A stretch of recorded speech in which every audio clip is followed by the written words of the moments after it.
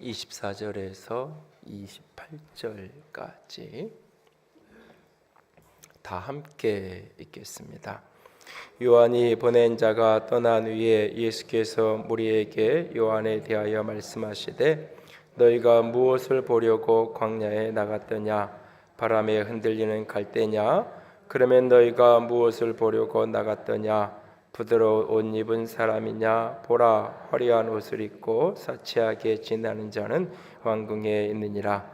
그러면 너희가 무엇을 보려고 나갔더냐? 선지자냐? 옳다, 내가 너희에게 이르노니 선지자 기록된 바 보라, 내가 내 사자를 내 앞에 보내노니 그가 내 앞에서 내 길을 준비하리라 한 것이 이 사람에 대한 말씀이라. 내가 너희에게 말하노니 여자가 낳은 자 중에 요한보다 큰 자가 없도다. 그러나 하나님의 나라에서는 극히 작은 자라도 그보다 크니라. 아멘. 기도합니다.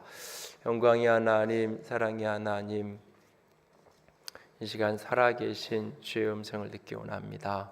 주께서 말씀하시고 연약한 종을 십자가 되어 온전히 가려주시고 살아계신 주님만, 생명의 주님만 온전히 드러나는 아름다운 시간 되게 하여 주시옵소서. 주의 음성 듣기만을 간절히 원하오며 우리 주님 예수님 이름으로 기도드렸습니다. 아멘. 사람들만 만나면 늘 샬롬하고 인사하는 목사님이 계셨다 그래요.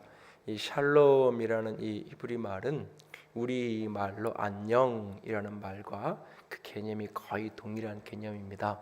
이것을 이제 성경적으로 풀어서 이야기할 때는 평강, 평화, 평안, 화평 이런 단어들이 다 이 샬롬이라는 단어 속에 함께 들어가 있는 개념으로 설명을 하지만 우리가 피부적으로 이해되는 것은 그냥 안녕하셨어요, 안녕하시기 바랍니다. 이게 샬롬 그 의미인데 목사님이 늘 그렇게 인사를 하는데 한 번은 지나가다가 이렇게 얼굴이 굉장히 시커먼 분이 지나가시는데 샬롬하고 인사를 했다 그래요. 잘 모르는 분이었던 거예요. 그런데 그분이 그 주부터 교회에 나오기 시작한 거예요. 그래서 주일 예배만 얼른 드리고 빨리 빠져나가고 그러신 거예요. 그렇게 한 3개월여가 지난 어느 날 이제 목사님하고 좀 식사를 같이 했으면 좋겠다고 그렇게 이제 연락이 온 거예요. 같이 식사를 이렇게 하고 있는데 그분이 이제 자기 얘기를 좀 하기 시작하는 거예요. 자신이 인생을 참 재미있게 나름 성공한 인생을 살아왔었다고, 사업도 잘 되었고 돈도 벌 만큼 벌었고 명예도 어느 정도 얻는 그런 삶을 살았던, 누가 봐도 평안한, 누가 봐도 잘 사는 그런 시간들을 보내고 있었던 거예요. 그런데 그러던 어느 날부터인가 몸이 자꾸 피곤해지기 시작하고 얼굴이 붓고 까맣게 변해가고, 그래서 이제 병원에 가서 검사를 이렇게 받았더니 간암이 이렇게 판명이 된 거예요. 근데 간암도 거의 말기여서 아무것도 손쓸 수가 없는. 그래서 의사 선생님이 잘해야 3개월밖에 못 산다고 그렇게 이야기를 한 거예요. 뭐 가족이고 친구들이고 다 이제 난리가 났죠. 이제 죽게 된 것을 안타깝게 생각하고, 그때부터는 누구를 만나도 스스로가 자기 자신이 나는 이제 죽을 놈이야 그런 생각을 자꾸 하게 됐다 그래요. 그런데 목사님이 자기를 향해서 살 놈 이렇게 이야기를 하더라는 거예요. 모두가 죽을 놈 하는데 목사님이 길에서 만나서 살 놈 이렇게 얘기를 하시니까 정신이 번쩍 이분이 들었다 그래요. 그래, 나는 죽을 놈이 아니야, 나는 살 놈이야.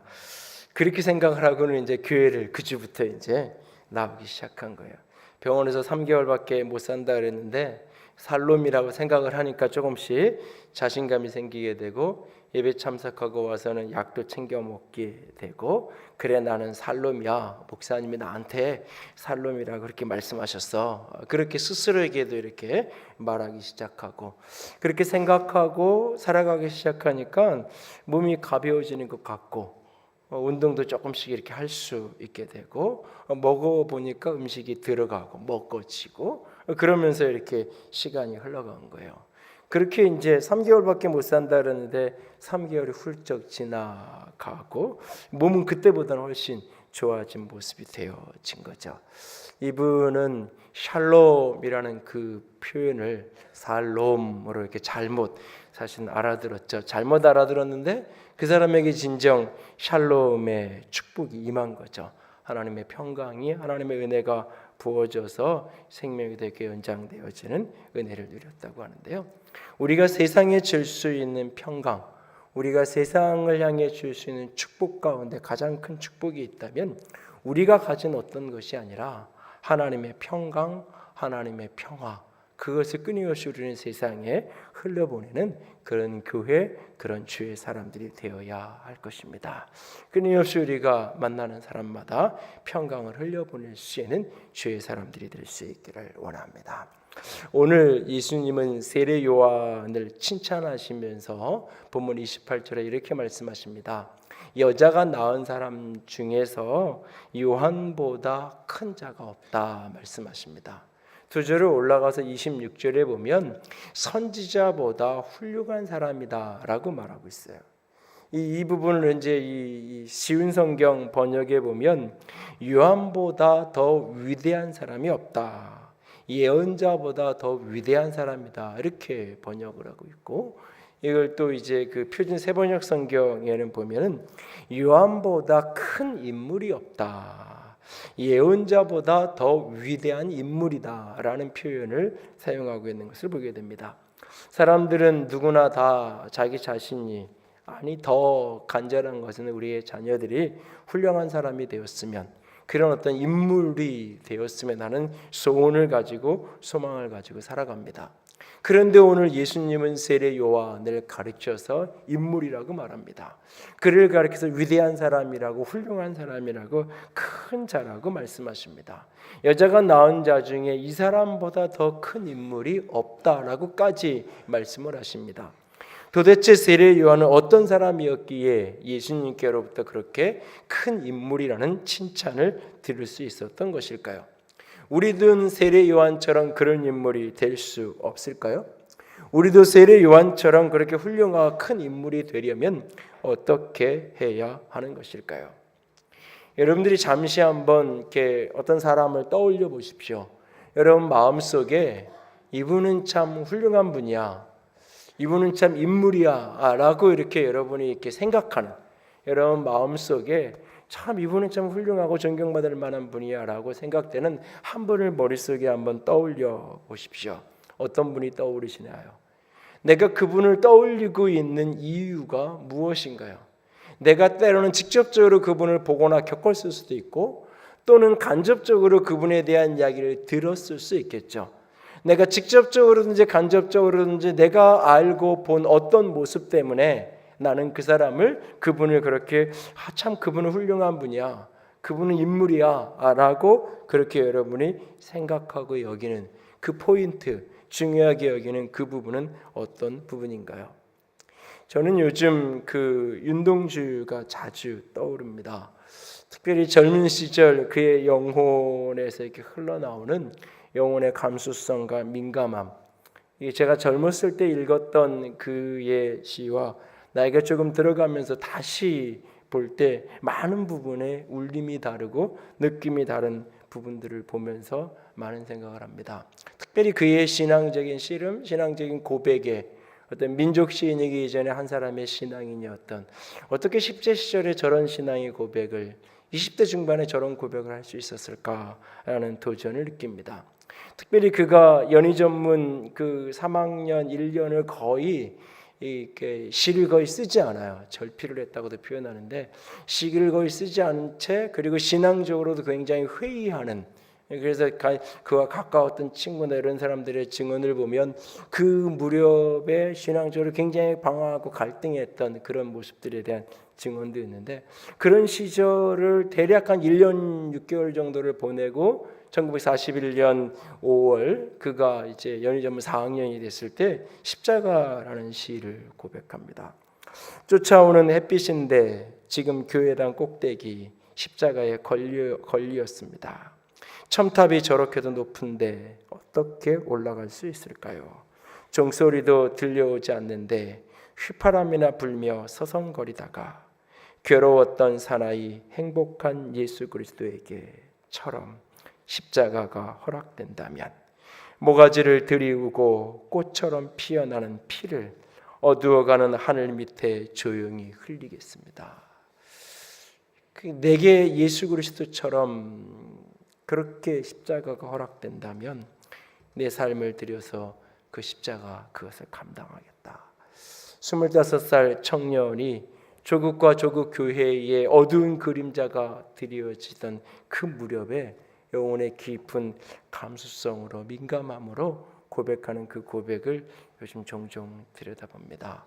나는 과연 내게 허락된 십자가를 괴로웠던 그런 행복한 예수 그리스도처럼 때로는 그 길이 괴롭고 힘들어도 진정 하나님이 주는 그 행복과 기쁨 속에 그 길을 오늘 걸어가고 있는가, 기꺼이 그 길을 가고자 하는가, 끊임없이 제 자신을 돌아보며 생각하게 됩니다. 요즘 여러분의 마음을 사로잡고 있는 인물, 사람은 어떤 사람인가요? 그 사람의 무엇이 여러분을 그렇게 때로는 매료시키고 있나요? 오늘 본문으로 돌아와서 세례 요한, 그는 어떤 사람이었기에 예수님이 그를 그렇게 훌륭한 사람이다, 여자가 낳은 중에 이만큼 큰 인물이 없다라고 칭찬하고 계시는 것일까요?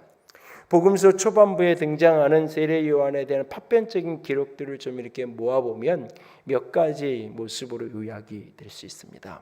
첫 번째로 그는 뛰어난 사람이었습니다. 세례 요한은 그의 출생과 성장 과정과 그의 사역에 있어서 굉장히 뛰어나고 탁월한 그런 사람이었어요. 그는 아주 좋은 집안, 뛰어난 집안에서 태어났어요. 그 당시에 요한의 아버지는 최고의 존경과 예우를 받던 제사장이었어요.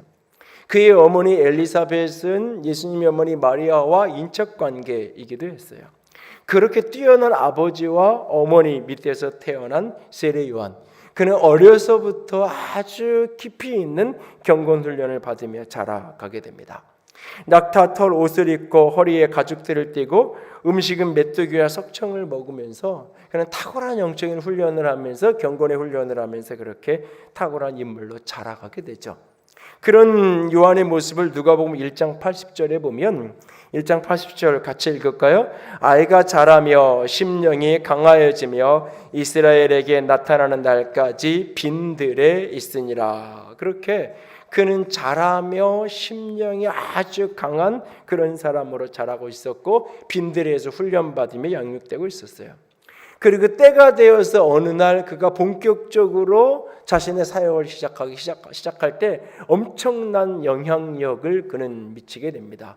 수많은 사람들이 당시에 요한이 세례운동을 하던 그 요단강가에 연일 인산인해를 이루면서 수많은 사람들이 그 앞에 몰려들고 있는 것을 보게 됩니다. 그리고 그의 탁월하고 아주 뛰어난 설교는 사람들이 들을 때마다 자신의 죄를 자복하고 그 요한에게 세례를 받고 자신의 삶에 급진적인 변화를 가져오게 만드는 그런 열매가 가득했었어요. 다시 말해서 요한의 공동체는 양적으로 수많은 사람들이 모여들었을 뿐만 아니라 질적으로 거기에 모여든 사람들이 말씀을 듣고 말씀 앞에 자기 죄를 자복하면서 회개하고 돌이키는 놀라운 역사가 일어나고 있었던 것을 보게 돼요. 심지어는 사람들이 그런 요한을 보면서 저분이 그리스도가 아닐까? 저분이 우리가 꿈꾸고 기다리는 다윗과 같은 메시아, 다윗과 같은 그런 왕적인 능력을 가진 그런 메시아 구원자, 그리스도가 저분이 아닐까? 라고 사람들이 심중에 마음속으로 그렇게 생각할 만큼 그런 탁월함, 뛰어남을 드러내고 있었어요. 그에 얼마나 그가 세력이 있었는지 이 당시에 그 갈릴리 지역을 다스리는 분봉왕 헤롯조차도 함부로 건드릴 수 없을 만큼 굉장히 두려움을 느낄 만큼 그렇게 뛰어난 탁월한 그런 영향력을 미치는 사역을 하고 있었어요. 출생이 뛰어나고 성장 과정이 뛰어났을 뿐만 아니라 그의 사역이 그가 하는 일이 아주 탁월하고 뛰어난 영향력을 발휘하던 인물, 그가 바로 세례 요한이라는 사람이었어요. 우리 주님이 그를 큰 인물이다, 훌륭한 사람이다 라고 말할 때 이런 그의 뛰어남을 보면 그렇게 부를 만하다 싶을 정도로 그는 뛰어난 사람이었어요. 두 번째로 그는 그렇게 뛰어난 사람일 뿐만 아니라 그는 범상하지 않은 비범한 사람이었어요. 우리는 뛰어난 능력을 가진 사람 어렵지만 조금 관심 가지면 찾아볼 수 있어요. 그런데 그 뛰어난 능력 위에 아주 비범한 인격을 갖춘 사람, 그리 흔하지 않은 것을 우리는 보게 됩니다. 요한은 범죄한 그 죄에 빠져있는 헤롯을 향해서 당당하게 옥에 갇히면서까지 그것은 잘못된 거라고, 그거는 아니요라고 말할 수 있는 사람이었어요. 사람들이 다 자기 자신을 그리스도라고 메시아라고 존경하고 높이는 그 순간 나는 그런 사람이 아니라고 자신의 위치를 지킬 줄 아는, 아니요라고 말할 줄 아는 사람이었어요. 누가복음 3장에 보면 헤롯이 그 동생과 이런 관계 속에서 악한 짓을 하고 그랬을 때에 요한이 그를 책망했다고 이야기해요. 그 책망하는 것 속에서 그 책망을 듣고는 이제까지 했던 그 헤롯의 잘못에 악행을 하나 더 보태서 자신을 책망하는 세례 요한을 옥에 가두었다라고 누가복음 3장 18절에서 20절까지 기록하는 것을 보게 돼요. 여러분, 인기와 명성이 있는 사람이 그 인기와 명성을 한순간에 잃어버릴 수도 있는 그 위험한 선택을 하고 위험한 행동을 한다는 것은 그리 쉬운 일이 아니에요. 무명한 한 사람이 최고 권력자가 잘못된 길을 가고 있을 때 잘못했습니다, 당신 틀렸습니다 말하는 것, 그것도 쉬운 일은 아니지만 그래도 할 수 있어요. 왜? 아무리 소리 질러야 듣지 않으니까. 무명하고 연약한 사람이 아무리 최고 헤롯이 당신 잘못했다라고 이야기해도 거기까지 들려지지 않으니까 욕을 아무리 해도 큰 문제가 되지 않아요, 때로는. 그런데 유명인사가, 인기와 명정을 가진 사람이 당시의 최고 권력자를 향하여서 잘못했다고 이야기하는 것, 그 폭군 중에 폭군인, 자기가 취하고 싶은 여자를 위해서 자기 동생까지도 가차없이 제거해버리는 그런 아주 악한 전형적인 자기중심적인 폭군의 성향을 나타내고 있는 이런 사람에 대해서 당신 틀렸다고, 당신 잘못됐다고 말할 때는 자신의 인생의 모든 것을 다 걸어야 되는 거예요. 내가 쌓아온 명성, 인기, 부, 모든 것을 한순간 다 잃어버릴 수도 있는 위험한 일이에요. 그럼에도 불구하고 잘못을 잘못이라고, 아닌 것을 아니라고 말할 수 있는 용기, 담대함을 가지고 살아간다는 것, 그런 인생을 살고 싶어 생각만 하는 게 아니라 그렇게 삶을 살아간다는 것, 이것은 뛰어남을 넘어선 비범함이 있지 않고는 불가능한 거예요. 더군다나 사람들이 다 자기를 향해 박수쳐요. 네가 그리스도냐, 내가 그리스도냐고 이야기해요. 그런데 아니라고 이야기해요. 그리고 오히려 내 뒤에 다른 그리스도가 오실 거라고, 나는 그분의 신발끈을 풀어주는 것조차 감당할 수 없다라고 이야기합니다. 여러분, 영어의 그 경쟁자를 영어로 표현할 때 라이벌이라고 표현하잖아요. 라이벌이라는 이 단어가 리버, 강에서 이 단어의 어원적인 뿌리가 같은 데서 흘러나와요. 이게 무슨 뜻이냐면 라이벌은 같은 강물을 마시는 사람, 그러니까 내가 전혀 다른 동네 사는 사람, 일면식도 없는 사람에게 경쟁심을 느끼고 라이벌의식을 느끼는 경우는 거의 없어요. 그러니까 누군가를 내가 라이벌로 느낀다고 말할 때 그것은 같은 강물을 마시고 사는 사람이에요. 같은 분야의 일을 하는 사람, 같은 업종의 일을 하는 사람, 거기에서 이렇게 라이벌의식이 느껴지는 거죠. 때로는 비슷한 나이, 같은 나이, 같은 또래, 이러면서 그 속에서 이렇게 그 라이벌의식이 느껴지는 그런 경우를 만나게 되잖아요. 그래서 때로는 형제가 평생의 라이벌이 되기도 해요. 우리 둘째 아이가 초등학교를 입학하는 날 학교를 갔다 와서 아빠, 나도 이제 초등학교 입학해서 나도 형하고 똑같이 학교가, 이렇게 너무너무 신나서, 형은 2학년이야. 그 말을 듣는 순간 이렇게 그 아이가 이렇게 실망과 좌절을 하던 그 눈빛을 지금도 제가 기억하는데, 그러니까 늘 형이랑 같이 어린이집을 다니다가 어느 날 형은 초등학교를 가고 자기는 여전히 어린이집을 가야 되는 거잖아요. 이게 너무 싫었던 거예요. 근데 어느 날 나도 이제 같이 초등학교를 가 너무 행복한데 형은 여전히 이제 한 학년 올라가는 거죠. 아마 그게 싫어서 형보다 군대를 먼저 간 게 아닌가.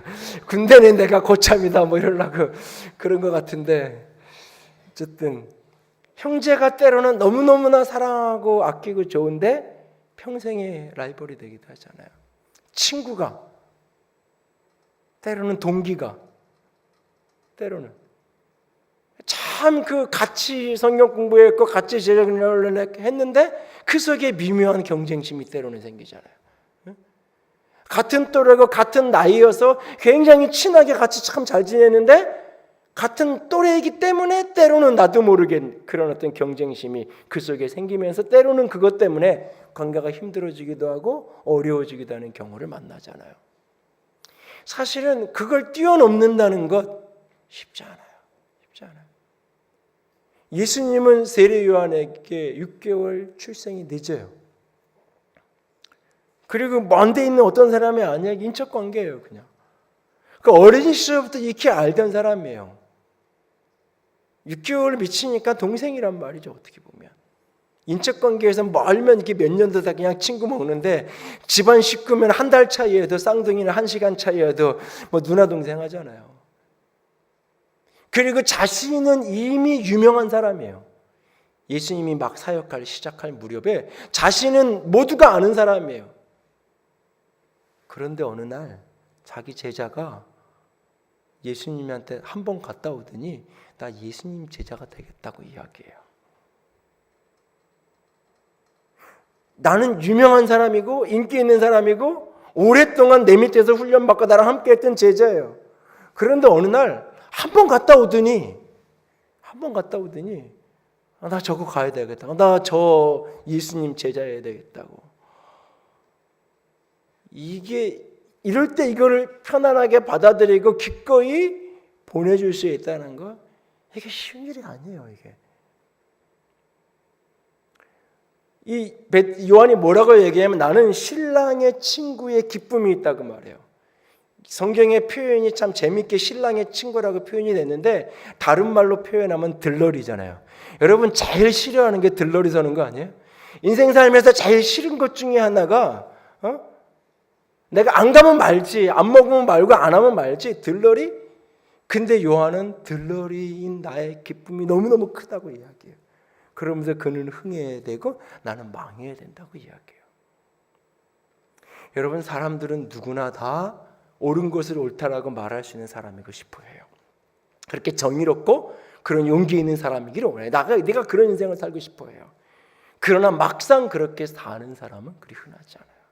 사람들은 누구나 다 겸손한 사람으로 살아가고 싶어 해요. 나는 불필요하게 사람들이 동기끼리 막 경쟁하고 그 작은 것 가지고 자꾸 이렇게 시기하고 막 이런 걸 보면 뭐 교회에서 조금 인정받는다고 칭찬받는다, 그게 뭐가 그렇게 중요한 거라고, 저거 뭐 누가 알아주고 안 알아주고 이런 것 때문에 저렇게 힘들어할까?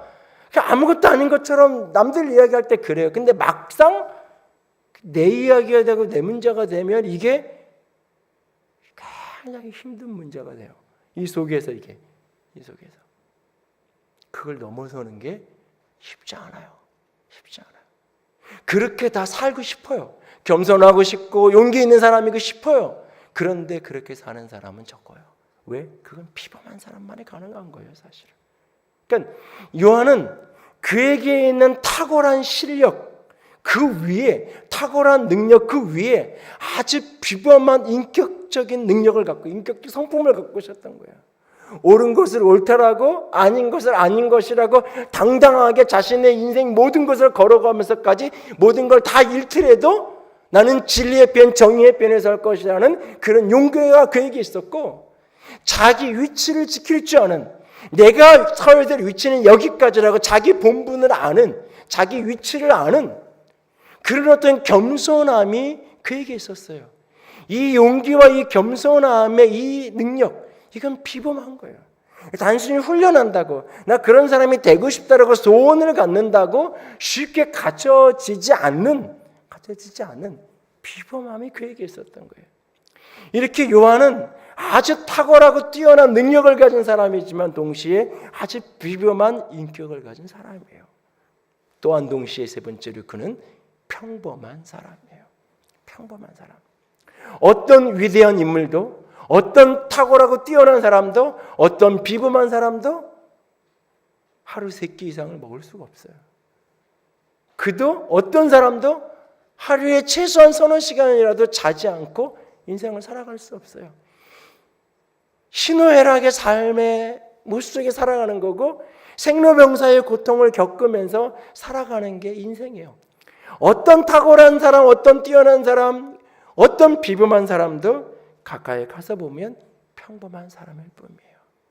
그 평범함, 그 연약함을 인정하는 것, 여기에 진정한 탁월함이 있어요, 사실은. 세례 요한이 그렇게 뛰어나고 그렇게 비범한 사람이었지만 그도 혼돈 속에 빠지는 순간이 있었어요.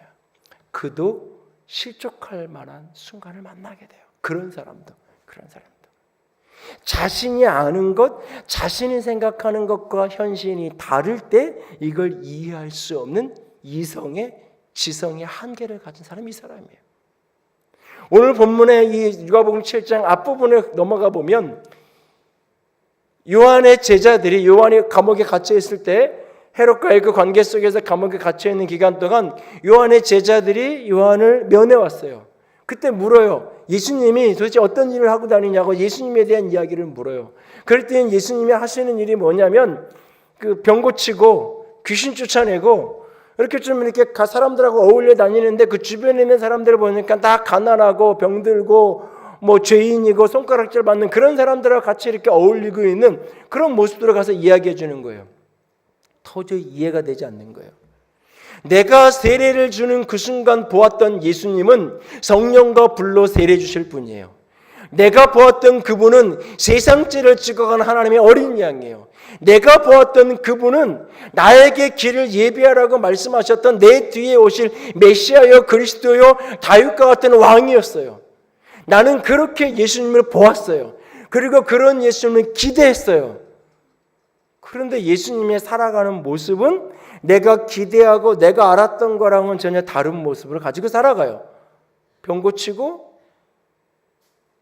맨날 먹는 거 좋아해가지고 잔치하고 먹고 있고 비싼 거 좋은 음식점 가는 건 아니라 할지라도 그냥 그들 한편은 늘 먹는 거. 그래서 들리는 소문에 맨날 먹는 것만 좋아하고 먹는 것만 밝히는 사람이야. 이런 어떤 욕이나 들으며 살아가고 있고 도대체 예수님의 하는 모습이 이해가 되지 않는 거예요. 그래서 사람을 예수님께 보내서 물어요. 예수님, 오실 그이가 당신입니까? 당신이 내가 본 그 메시아 그리스도가 맞습니까? 예수님이 그 이야기를 듣고는 그 요한의 제자들에게 너 내가 하는 거 본 거 있지? 예, 본 거 있습니다. 가서 본 대로 그대로 이야기해. 내가 가난한 사람 도와주고 병자들 치유하고 내가 그렇게 죄 있는 사람 용서해주고 내가 귀신 쫓아내고 내가 그런 일 하고 다닌다고 너 가서 이야기해. 본 대로 그대로 이야기해. 그러면서 예수님이 이렇게 얘기해요. 나 때문에 실족하지 않는 사람은 복 있는 사람이다 라고 이야기해요. 나 때문에 실족하지 않는 사람이 복 있는 사람이다. 아마 다음 달이나 그 다음 달에 실족함의 문제를 한번 다루긴 할 건데요. 여러분 여기에 실족, 그러니까 그런 뛰어남과 그런 비범함을 가진 사람이었지만 실족해서 쓰러질 수 있는 위기를 만나는 거예요. 왜? 내가 생각한 거랑 예수님의 모습이 다르니까.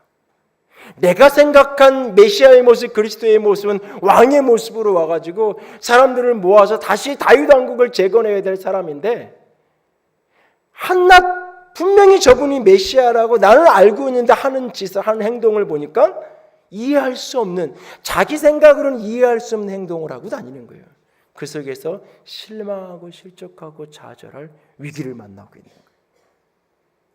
여러분이 많은 경우 신앙생활하다가 실족하는 게 뭐예요? 내가 생각하고 내가 기대한 대로 움직이지 않을 때, 하나님이 내가 생각한 대로 응답해 주지 않을 때, 교회는 이래야 돼라고 하는 내 생각이 있는데 내 생각대로 교회가 흘러가지 않을 때 실족하잖아요. 요한이 그랬던 거예요. 예수님은 메시아는 이런 분이어야 돼 생각했는데 맨날 병자들아 고치고 병 고치고 귀신 쫓아내고 가난한 사람들하고 밥 먹고 있고, 아니 저게 메시아가 할 일인가? 이해가 안 되는 거예요. 근데 이게 구약의 관점으로 보면 이해가 안 되는데 신약의 관점으로 더 넘어가서 요한계시록까지 끝까지 가서 계시적으로 풀면 이게 다 하나님의 나라가 어떤 나라인지를 예수님이 계시하고 보여주고 있는 행동들이었어요. 사실은 그 모든 것들이 다. 근데 요한은 아직 그것을 깨닫지 못하는 거예요. 알지 못하는 거예요. 그러니까 자기 시선, 자기 한계를 볼 때 이해가 되지 않는 거예요. 이해되지 않는 모습 속에 실족하고 낭망하고 있는 거예요. 그도 한 사람의 인간이기 때문에. 자기 경험, 자기 사고의 한계를 뛰어넘을 수 없는 연약함이 있는 거예요. 우리 모두에게 그런 한계가 있잖아요. 우리 모두에게 그런 연약함이 있잖아요. 저는 내가 너무 존경했던 그런 거목으로 여겼던 어떤 분이 그 자식 문제 앞에서 너무 초라한 한 촌부에 불과한 그 모습들을 보면서 때로는 저분도 사람이었구나 이런 생각을 느꼈던 때가 있어요. 여러분이 어떤 사람을 참 저분이 훌륭한 사람이야, 인물이야 라고 여기고 있을 때 그의 탁월함과 뛰어남과 비범만을 보고 여러분이 그렇게 여기고 있다면 여러분 아직 그분을 모르는 거예요. 가까이 가서 보면 그도 한 사람의 사람일 뿐이에요. 갈등할 때가 있고 고민할 때가 있고 흔들릴 때가 있어요. 그 연약함을 인정하는 것, 거기에서 진정한 훌륭함, 진정한 인물됨이 빚어지는 거예요. 특별히 잘난 사람일수록, 능력 있는 사람일수록, 힘 있는 사람일수록 자기 자신의 연약함, 자기 자신의 평범함을 잘 인정하고 이게 어려워요. 그게 이렇게 드러났을 때 스스로도 내가 막 탁월하고 비범하고 사람들이 막 칭찬하면 내 존재 자체가 진짜 그런 사람이라고 착각해요. 나도 평범한 한 인간일 뿐이라는 사실을 자기 스스로도 놓쳐요, 어느 순간.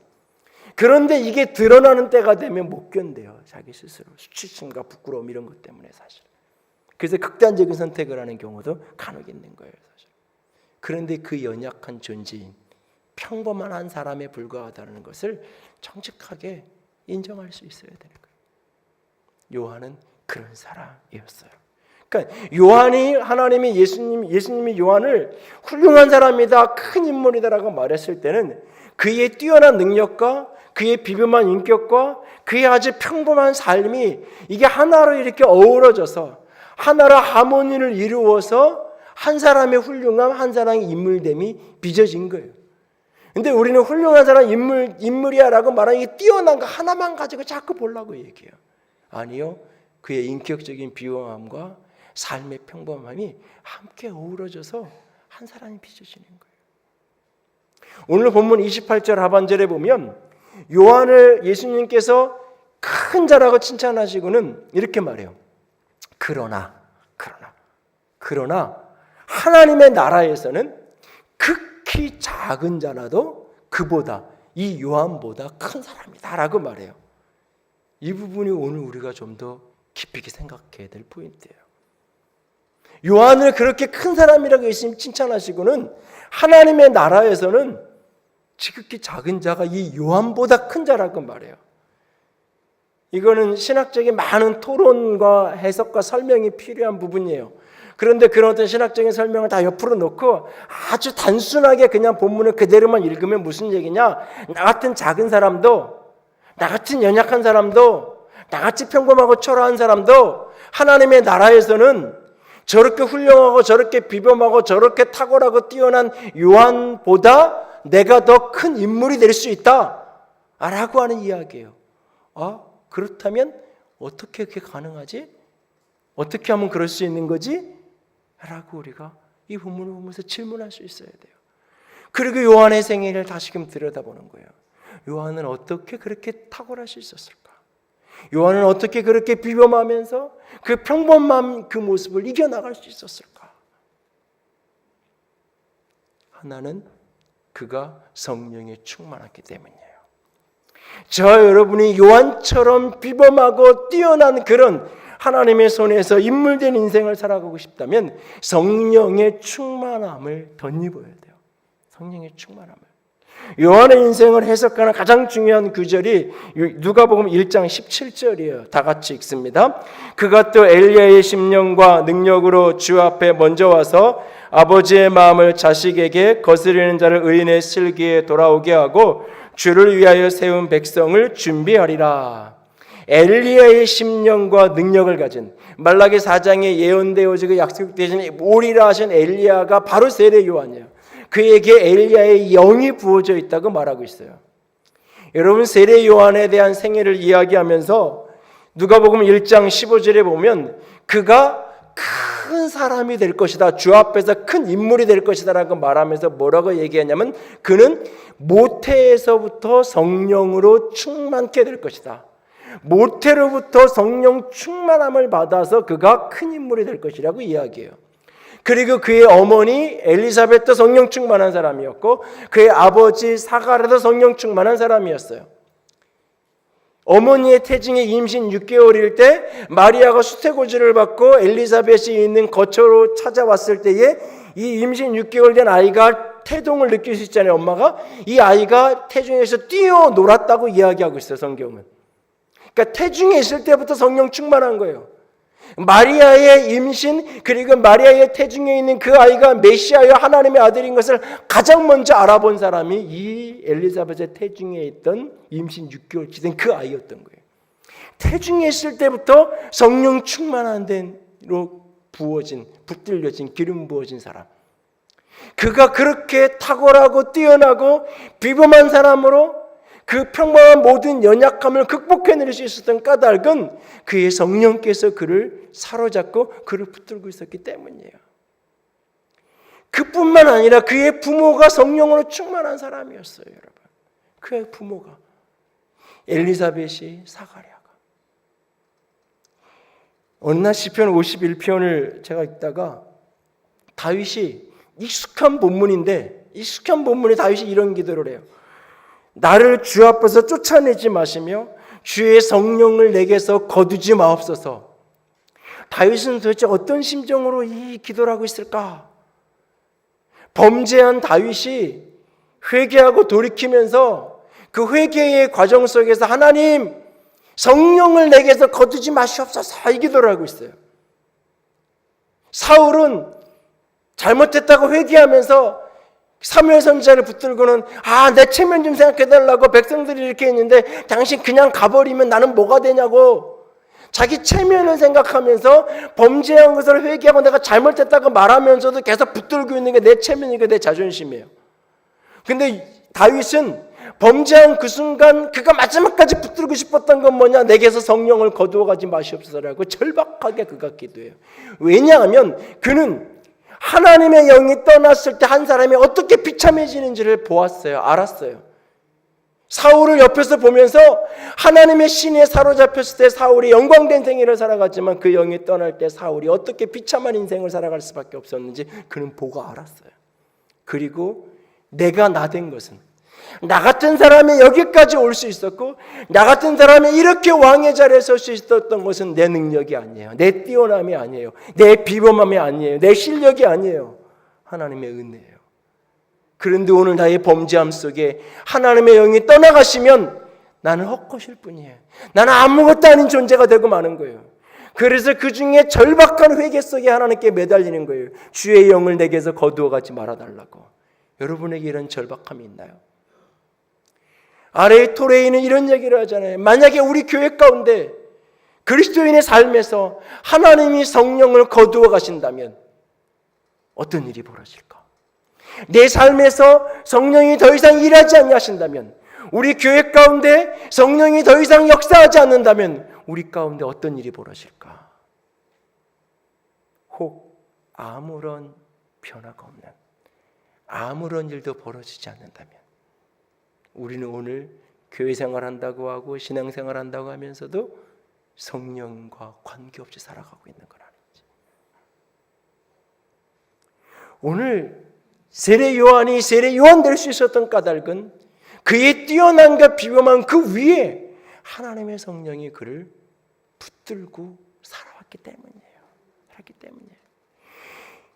요한의 아버지 어머니가 여러분 이렇게 젊었을 때 몇 년 아기 못 갖다가 아기 가진 거하고 20년, 30년 부름의 고통을 받다가 노년에 하나님의 기적 가운데 주신 아들, 그 아들에 대한 집착과 그 아들에 대한 애정은 일반적으로 젊어서 그냥 결혼해서 임신 자연스럽게 아이 가진 그 부모의 자식에 대한 그 감정하고는 차원이 다른 그런 느낌이 있는 게 이 사가랴와 엘리사벳에게 세례 요한이라는 존재예요. 그런데 그 아들을 약대 털옷을 입히고 그 아들을 메뚜기와 석칭을 먹이면서 빈들에 내어보내서 거기서 자라게 해요. 제사장으로서의 명예가 있고 부가 있고 능력이 있어요. 좋은 것 먹이고 좋은 것 입히고 내가 얼마든지 교육하고 가르칠 수 있어요. 근데 내가 가르치지 않아요. 빈들에 그를 내어보내요. 성령 충만한 아버지 어머니는 내 아들이 아버지의 배경으로 성공하는 인생이 아니라 아버지가 배경을 잘해주면, 부모가 잘 먹이고 잘 입히고 잘 키우면 이 아이가 인물이 되는 거야, 이렇게 생각하지 않았어요. 하나님이 그를 붙들어 주셔야, 하나님이 그를 붙들어 주셔야, 하나님의 성령이 그를 붙들어야. 그래서 그 금쪽 같은 아들을 빈들에 내어보내서 거기서 자라게 하는 거예요. 그 부모가 성령이 충만한 부모였기에 그 아이가 성령의 충만함 속에서. 지난 주간 교육제 수련회를 길게 못하고 이렇게 하루 좀 시간을 보내면서 무슨 얘기를 좀 할까 생각을 하는데 2001년 5월 그 어느 날 그 모습이 머릿속에 떠오르면서 생각이 나요. 한 목사님이 내게 했던 그 말 한마디, 내 인생을 한 번 큰 방향을 터나게 만들었던 그 말 한마디. 목사님, 성령께로도 가까이 다가오셔야 돼요. 더 가까이 들어가야 돼요. 그 말 한마디, 그 말 한마디. 누구도 배경이 될 수 있는 사람이 없고 기댈 사람이 없었다. 그래서 나는 내가 공부하는 것 말고는 내 인생을 이렇게 열어갈 수 있는 방법이 없다라고 철이 좀 일찍 들어서 그런지 중학교 때부터 생각을 했고, 그래서 할 수 있는 게 그거밖에 없었어요. 내 인생을 바꿔볼 수 있는. 이 악물고 공부했고 그렇게 살았어요. 어느 날 교회를 시작하면서도 그랬어요. 내가 이 악물고, 누구도 내가 목사님들 중에 아는 분도 없고 누구도 나를 후원해주고 도와줄 수 있는 아무도, 오직 열심히 최선을 다해 사는 것밖에. 그렇게 7, 8년을 보낸 어느 날 이는 나의 힘, 너의 힘으로도 되지 않고 능으로도 되지 않고 오직 나의 영으로 되니라는 스가랴 4장 6절의 말씀과 함께 그 해 봄에서부터 여름까지 가을까지 하나님이 씨름하게 하시면서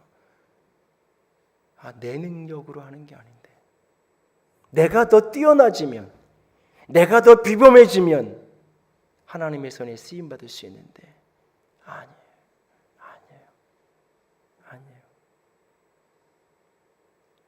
하늘의 교회가 여기까지 온 거는 누군가의 뛰어난 사람 때문이 아니에요.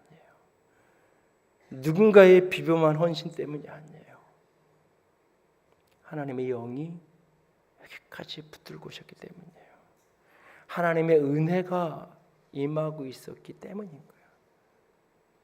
그 은혜가 거두어지면, 그 하나님의 영이 더 이상 일하지 아니하시면 그냥 인간의 공동체, 사람들의 모임, 그렇게 세월 속에 흘러갈 그 말 거예요. 오늘 요한이 요한 될 수 있었던 것은 하나님의 성령께 붙들렸기 때문이에요. 오늘 저와 여러분이 진정 훌륭한 사람, 그런 인물이 되기 원하나요?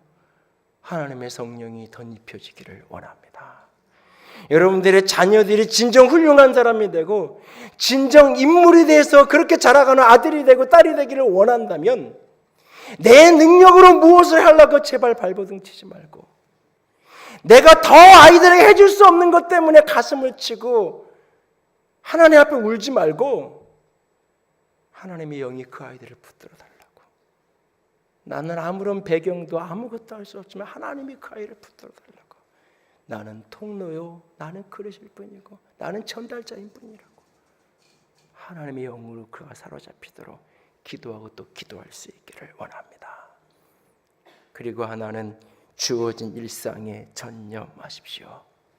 요한은 그렇게 주어진 일상에 전념하며 살았습니다. 예수님과 자신을 비교하지 않았어요. 제자들이 예수님께로 가려고 할 때도 그래 그럼 나도 예수님을 따라해야지 바꾸지 않았어요. 자신이 갈아야 될 길을 묵묵히 그냥 그렇게 살아갔을 뿐이에요. 그는 늘 금식하고 늘 그렇게 정죄되고 청빈한 그런 삶을 살았어요. 그랬더니 사람들이 세례 요한은 늘 귀신 들렸다고 손가락질해요. 예수님은 늘 먹는 걸 좋아했어요. 사람들하고 같이 우르르 다니는 걸 좋아했어요. 그랬더니 사람들이 예수님을 죄인들의 친구다, 먹기를 탐하는 자라고 손가락질해요. 제자들이 자꾸 내 제자들이 예수님께로 가요. 내가 애들하고 같이 먹질 않으니까, 교제를 잘 안 하니까, 밥 먹으러 잘 안 다니니까 우리 제자들이 예수님께로 가나보다. 이제부터 우리도 그렇게 하자. 요한은 그렇게 말하지 않아요. 자신에게 주어진 자신의 부르심을 따라 자신이 가야 될 길을 걸어가고 있을 뿐이에요. 그 일상에 한 날 한 날이 쌓여서 한 사람의 인생이 빚어지는 거예요. 사람들은 착각해요. 어느 날 내게 기회가 오면, 어느 날 내가 큰 자리에 서면 그 다음부터 뭔가 하겠다고. 안산에 있는 동산교회 김인주 목사님이 오래전에 그런 얘기를 하세요. 자기가 안산에서 개척을 해가지고 너무 열정적으로 설교를 하는데, 그분 보셨던 분은 지금도 막 펄펄 뛰어다니시는데 70이 넘으셔서 너무 열정적으로 설교하니까 설교를 듣다가 사람들이 자꾸 뒤를 돌아보더라는 거예요. 그 나중에 왜 그러냐 그랬더니 지금 가족들 빼고는 자기 하나밖에 없는데 목사님이 너무 열정적으로 설교를 하니까 뒤에 사람들이 많이 왔나 해서 뒤에 사람들이 많이 왔나 해가지고 쳐다보는데, 목사님 가족 말고는 그 교회 터 얻으려고 부동산에 갔다가 거기서 전도했던 나중에 그게 장로님이 되고 그러셨던 그분 한 분 딱 앉아있는데 너무 열정적으로 설교를 하시는 거예요. 자꾸 뒤를 돌아봤다는 거예요.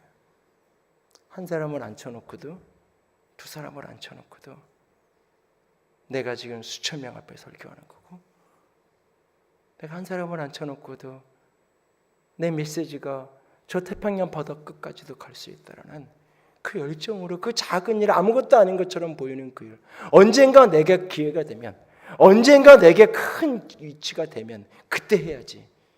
인물은 그렇게 만들어지는 게 아니에요. 사람은 그렇게 빚어지는 게 아니에요. 지극히 작은 일, 지극히 사소한 일, 아무도 주목하지 않은 그때에 그 일을 말없이 전심을 다해서 감당하는 사람들, 어느 날 기회의 때가 열리는 거예요.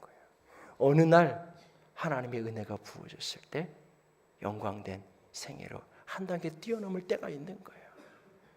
여러분, 주의 성령으로 덧입혀질 수 있기를 원합니다.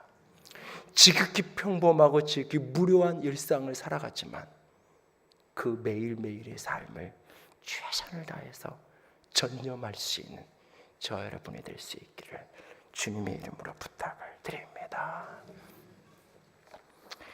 이 시간 우리 같이 찬양합시다. 나의 평생에 주님만 사랑하고 주님만 따르겠습니다. 주의 영으로 충만케 되기를 소원하며 찬양합니다. 나의 평생에 오직 주님만 사랑하리. 주님뿐 안에 아이와 같이 나의 일생에만 고통 찾아와도 주님과 함께 이길 수 있으리. 주의 손 나를 붙드사 감당할 힘주시네. 주의 말씀 바른 길로 나를 인도하시네. 하나님 나를 인도하시옵소서. 나를 인도하소서. 십자가의 길로만 가게 하소서. 하나님 나를 인도하소서. 주의 얼굴을 내게 보이소서. 하나님 나를 인도하소서. 십자가의 길로만 가게 하소서. 하나님 나를 인도하소서. 주의 얼굴을 내게 보이소서. 이 시간 같이 기도합니다. 요한을 내가 닮은 거는 뛰어남도 아니고 비범함도 아니고 평범함 뿐인 것처럼 보이나요? 그 연약함이, 그 흔들림이 나의 현실인 것이 보여지나요? 매일매일의 일상이 답답하고 변화없는 삶이 버겁게만 느껴지나요? 그러나 그 위에 주의 성령이 충만케 되어지며 주님이 내 인생을, 나를 사로잡으시면 내 인생은 주님의 손에서 쓰임받는 인생으로, 사람들이 나를 어떻게 기억하느냐와 상관없이 주님 앞에 큰 자로, 주님 앞에 아름다운 자로 서게 될 것입니다. 주님, 주의 영으로 덮어 주시옵소서. 매일매일의 평범하고 무료한 일상을 전심을 다하여 전념하는 자로 살아가겠습니다. 주님, 나를 사로잡아 주시옵소서. 주님, 나를 사용하여 주시옵소서. 같이 기도합니다. 사랑의 하나님, 영광의 하나님, 주님만을 찬양합니다. 아버지의 사랑하심과 감사의 주의 말씀을 바라보고 또 바라봅니다. 아버지의 사랑하심으로 덮으시옵소서. 아버지의 나를 인도하소서. 아버지의 거룩함으로 덮으시옵소서. 아버지의 아름다움으로 덮으시옵소서. 예수를 주의 영을 내게서 거두시옵소서.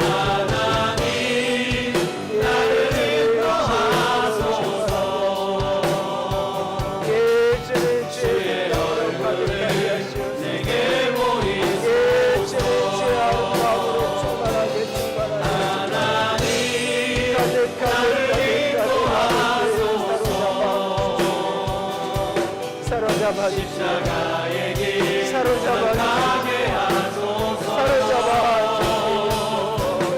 하나님 나를 인도하소서. 주의 얼굴을 내게 보이소서. 아버지, 나는 극히 작은 자입니다. 그러나 주님이 붙드시면, 주의 은혜에 사로잡히면 하나님 나라의 큰 인물, 큰 사람이 될 수 있는 것을 믿습니다. 주께서 우리를 붙들어 주시옵소서. 자기 능력껏 사는 인생이 아니라 하나님의 은혜로 사는 인생 되게 하여 주시옵소서. 주님 사랑합니다. 주의 이름으로 축복합니다. 우리 주님, 이 예수님 이름으로 기도드렸습니다. 아멘. 이제는 우리 주 예수 그리스도의 은혜와 하나님 아버지의 놀라우신 사랑하심과 성령 하나님의 교통하시며 기름 부으시는 그 은혜가 오늘도 주에게 붙들려 주님 손에 쓰임받는 인생 되기를 원하는 모든 이들 위해 이제로부터 영원토록 함께 있을지어다. 아멘.